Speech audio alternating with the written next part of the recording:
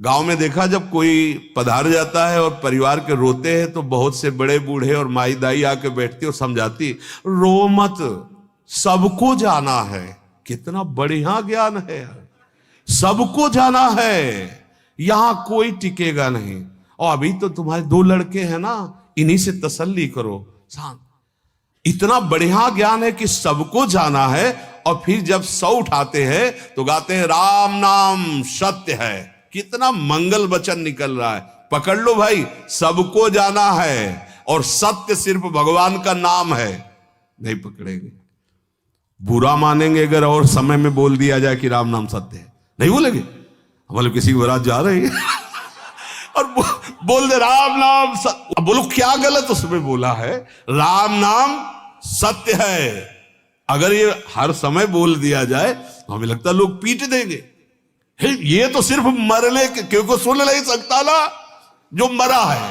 अब उसको राम नाम सत्य, ये जिंदा बोलो, जिंदा में बोलो राम राम राम राम, यही सत्य है। हरि हरि हरि हरि। बस मोह के कारण समझ में नहीं आता। कई जन आते हैं कि हम जब भजन करते हैं तो हमारा पूरा परिवार खिलाफ हो गया है। ए समझो क्यों खिलाफ हो गया? आप कभी गलत आचरण में गए, खिलाफ हुआ? समाज को उसका विरोध करना चाहिए, जिस विरोध से भयभीत होकर वो अच्छे मार्ग में चले। पर नहीं, वो अच्छे मार्ग का क्या परम सत्य मार्ग को ग्रहण कर रहा है। तो ये पूज्यपाद उड़िया बाबा के वचन, ऐ उपासक सावधान, पूरी सृष्टि में भगवत मार्ग में चलने वाले को सिर्फ भगवत मार्ग में चलने वाला महात्मा या गुरु भगवान, इनके सिवा कोई सपोर्ट देने वाला नहीं है। विश्वास कर लो। हाँ, अगर कोई सपोर्ट देगा तो हमारी स्मृति का कारण बन जाएगा, और हमारी स्मृति हरि से छूटी तो कहां सपोर्ट हुआ? ये तो विरोधी हो गया ना।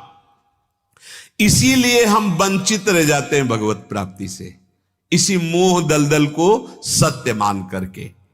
हमें तो इनमें फंसकर अपना कल्याण करना है, ऐसा होश ही नहीं रह जाता, नहीं रह जाता ऐसा होश।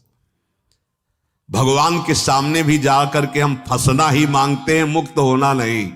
कोई बिरले हैं कि प्रभु के मंदिर में जाकर खड़े हो कि नाथ त्राहिमाम, मुझे संसार से मुक्त कर दो, प्रभु मुझे अपना भजन दे दो, मैं रात दिन आपके लिए रोऊं तड़पूं, ऐसी भक्ति दे दो। कोई बिरला नहीं। तो भगवान से हम यही मांगते हैं कि ये फांसी और जोर से दृढ़ कर दो। अरे फांसी मांग रहे थे तुम, क्या तुम मोक्ष मांग रहे थे? क्या तुम प्रेम मांग रहे थे? क्या इस संसार से मुक्त होना मांग रहे थे? और ये मांग लो तो मांगना ही नहीं पड़ेगा, सब मांगे अपने आप पूर्ण हो जाएंगी। तुम्हें हम आंतरिक बात कहते हैं।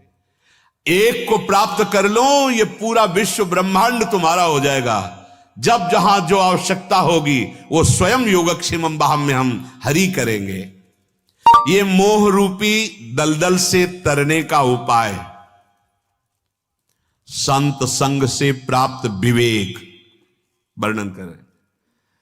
दूसरा उपाय नहीं, बिनु विवेक मोहन का नाश नहीं हो सकता। पक्का समझ लो, पक्का।